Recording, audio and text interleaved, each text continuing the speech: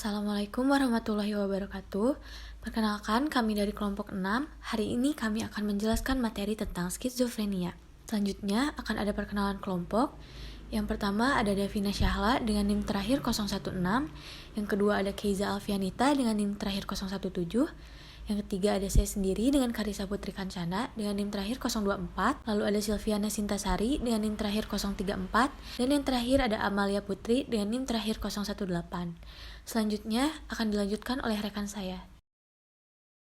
Baik, yang pertama adalah definisi skizofrenia. Skizofrenia berasal dari bahasa Latin, yaitu skizo, yang artinya retak atau pecah, dan frenia, yang artinya jiwa. Seseorang yang menderita gangguan jiwa, skizofrenia adalah orang yang mengalami splitting of personality, atau keretakan jiwa dan kepribadian. Skizofrenia adalah gangguan psikotik yang ditandai dengan gangguan utama dalam pikiran, emosi, dan perilaku, di mana berbagai pemikiran tidak saling berhubungan secara logis, persepsi dan perhatian yang keliru, afek yang datar atau tidak sesuai, dan berbagai gangguan aktivitas motorik yang bizarre atau perilaku aneh. Gejala skizofrenia. Gejala awal skizofrenia umumnya muncul di usia dewasa muda. Pada pria, gejala awal muncul di awal usia 20 tahun. Sementara gejala pada wanita biasanya akan mulai terlihat pada usia 20 tahunan atau awal 30 tahunan. Sejumlah gejala awal yang dialami oleh penderita, yakni yang pertama, kecenderungan mengasingkan diri dari orang lain, yang kedua, kesulitan untuk berkonsentrasi dan kurang motivasi, yang ketiga, perubahan pada pola tidur, yang keempat, kesulitan dalam mengerjakan tugas sekolah, dan yang kelima, depresi dan mudah marah. Berdasarkan tipenya, gejala skizofrenia dibagi menjadi dua jenis, yaitu gejala positif skizofrenia. Gejala positif merupakan gejala yang mencolok, mudah dikenali, mengganggu keluarga dan masyarakat, serta merupakan salah satu motivasi keluarga untuk membawa pasien berobat. Gejala positif meliputi yang pertama, delusi atau waham, yaitu suatu keyakinan yang tidak rasional atau tidak masuk akal. Meskipun telah dibuktikan secara objektif bahwa keyakinan itu tidak rasional, namun pasien tetap meyakini kebenarannya. Yang kedua, halusinasi, yaitu pengalaman panca indera tanpa rangsangan atau stimulus. Misalnya, pasien mendengar suara-suara atau bisikan-bisikan di telinganya, padahal tidak ada sumber dari suara atau bisikan tersebut. Yang ketiga, kekacauan alam pikir, yang dapat dilihat dari isi pembicaraannya. Misalnya, bicara kacau sehingga tidak dapat diikuti alur pikirannya. Yang keempat, gaduh, gelisah, tidak dapat diam, mondar-mandir, agresif, bicara dengan semangat dan gembira berlebihan, yang ditunjukkan dengan perilaku kekerasan. Yang kelima, merasa dirinya orang besar, merasa serba mampu, serba hebat, dan sejenisnya. Yang keenam, pikiran penuh dengan ketakutan sampai kecurigaan atau seakan-akan ada ancaman terhadap dirinya. Yang ketujuh, menyimpan rasa permusuhan. Gejala negatif merupakan gejala yang tersamar dan tidak mengganggu keluarga ataupun masyarakat. Oleh karenanya, pihak keluarga seringkali terlambat membawa pasien berobat. Gejala negatif yang diperlihatkan pada pasien yakni yang pertama, alam perasaan tumpul dan mendatar. Gambaran alam perasaan ini dapat terlihat dari wajahnya yang tidak menunjukkan ekspresi. Yang kedua, isolasi sosial atau mengasingkan diri, tidak mau bergaul atau kontak dengan orang lain, dan suka melamun atau daydreaming. Yang ketiga, kontak emosional amat miskin, sukar diajak bicara dan pendiam. Yang keempat, pasif dan apatis, menarik diri dari pergaulan sosial. Yang kelima, sulit dalam berpikir abstrak. Yang keenam, pola pikir stereotip atau dengan prasangka. Oke, selanjutnya di sini saya akan menjelaskan jenis-jenis skizofrenia. Yang pertama ada skizofrenia disorganized atau skizofrenia hebefrenik, yang juga dikenal sebagai skizofrenia tidak teratur. Ini dicirikan dengan kelakuan liar atau konyol, emosi yang tidak sesuai, dan waham juga halusinasi yang singkat. Tipe skizofrenia ini sering kali menampilkan adanya perubahan perilaku ke arah primitif, kekanak-kanakan, dan tidak terstruktur. Biasanya, skizofrenia ini mulai muncul sebelum usia 25 tahun. Penderita skizofrenia hebefrenik juga tergolong aktif, tetapi tidak memiliki tujuan dan tidak terstruktur. Gangguan berpikir mereka terlihat jelas, dan kontak mereka terhadap realita tergolong buruk. Gejala umum pada penderita skizofrenia hebefrenik yaitu delusi, halusinasi, disorganized thinking, perilaku motorik yang sangat tidak teratur atau tidak normal, dan gejala negatif yaitu berkurangnya kemampuan untuk berkegiatan secara normal, kehilangan minat dalam aktivitas sehari-hari, menarik diri secara sosial, atau tidak memiliki kemampuan untuk mengalami kesenangan. Selanjutnya yang kedua, ada schizoaffective disorder. Schizoaffective disorder atau gangguan skizoafektif adalah kelainan mental yang gejalanya merupakan gabungan dari skizofrenia dan gangguan mood, misalnya depresi atau bipolar disorder. Gejala yang paling sering terlihat adalah depresi, mania, dan skizofrenia. Selanjutnya yang ketiga ada skizofrenia paranoid.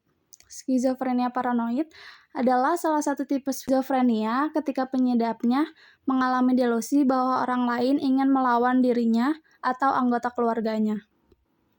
Sementara paranoid adalah jenis skizofrenia dengan kasus yang paling sering terjadi. Umumnya, pengidap skizofrenia paranoid akan merasa bahwa dirinya lebih kuat, lebih hebat, dan bahkan memiliki pengaruh besar dari musuh-musuh khayalan mereka lewat halusinasi tidak nyata yang mereka alami.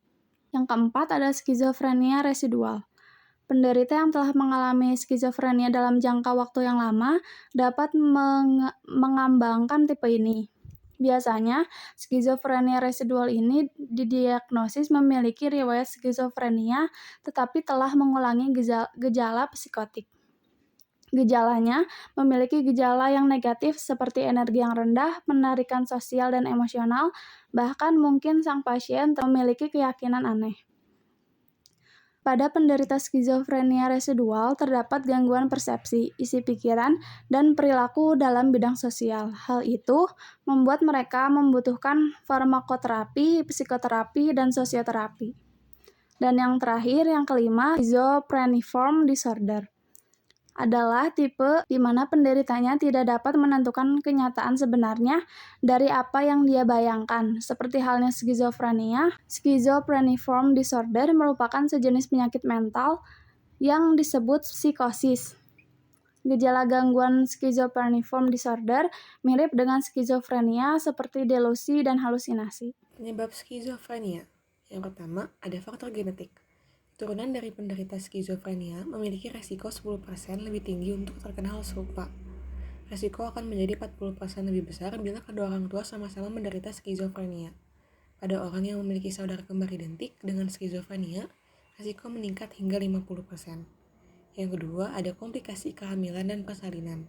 Adanya paparan racun dan virus, dan ibu yang mengidap diabetes, pendarahan dalam masa kehamilan, serta kekurangan nutrisi bisa menjadi faktor anak terjangkit skizofrenia. Yang ketiga ada faktor kimia pada otak. Keseimbangan kadar serotonin dan dopamin pada otak dapat menjadi salah satu penyebab dan meningkatkan resiko seseorang mengidap skizofrenia.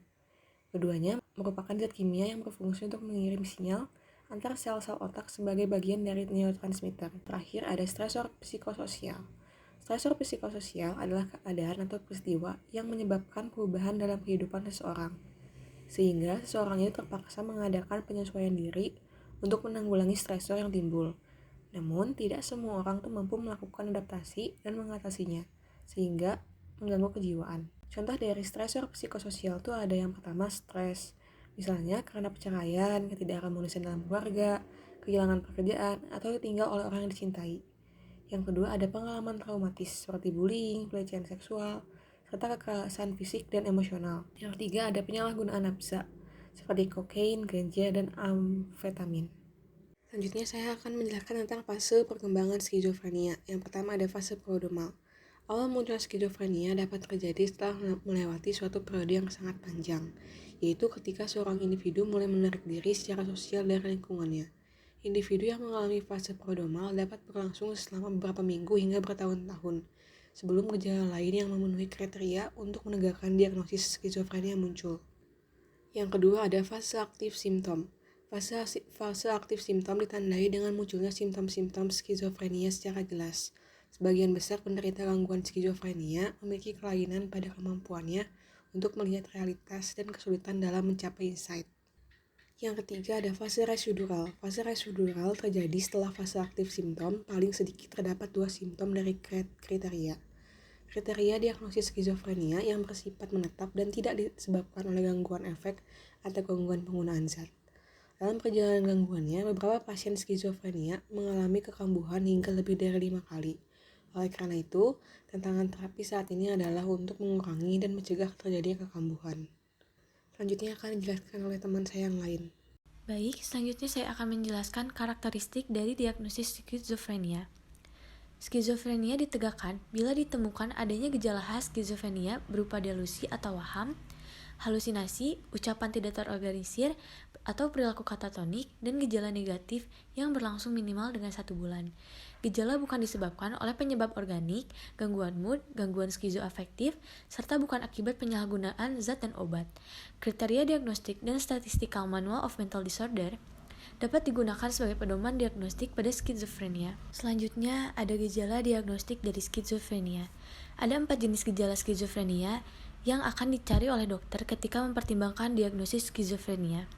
Yang pertama, gejala positif seperti halusinasi, delusi, atau perilaku yang tidak pantas atau gejala psikotik. Yang kedua, gejala negatif seperti penurunan bicara atau rentang emosi atau kehilangan minat atau dorongan lebih lanjut tentang gejala skizofrenia positif dan negatif. Yang ketiga, ada gejala kognitif seperti ingatan, perhatian, dan kesulitan organisasi serta kesulitan membaca isyarat hubungan. Yang keempat, gejala mood seperti menjadi ceria atau sedih secara tidak pantas. Diagnosis skizofrenia dibuat dengan menggunakan kriteria yang diuraikan dalam versi terbaru Manual Diagnostik dan Statistik Gangguan Mental. Diagnosis skizofrenia juga harus menyingkirkan gangguan medis, suasana hati, psikotik, dan penggunaan narkoba lainnya. Selanjutnya ada pemeriksaan penunjang. Pemeriksaan penunjang pada pasien skizofrenia dilakukan untuk menyingkirkan kemungkinan penyebab organik pada pasien. Pemeriksaan yang dilakukan meliputi pemeriksaan laboratorium dan radiologi. Pemeriksaan laboratorium yang dapat dilakukan adalah pemeriksaan darah lengkap, elektrolit termasuk kalsium, fungsi ginjal, fungsi hati, fungsi tiroid, kadar vitamin B12, dan tes HIV. Selain itu dapat dilakukan urinalisis untuk melihat adanya penyalahgunaan zat serta infeksi saluran kemih. Pemeriksaan radiologis yang dilakukan adalah ronsen toraks untuk mengeksklusi penyakit paru atau keganasan serta elektrosefalogi pencitraan otak seperti CT scan kepala atau MRI juga dilakukan untuk mengeksklusi hematoma subdural. Selanjutnya akan dilanjutkan oleh rekan saya.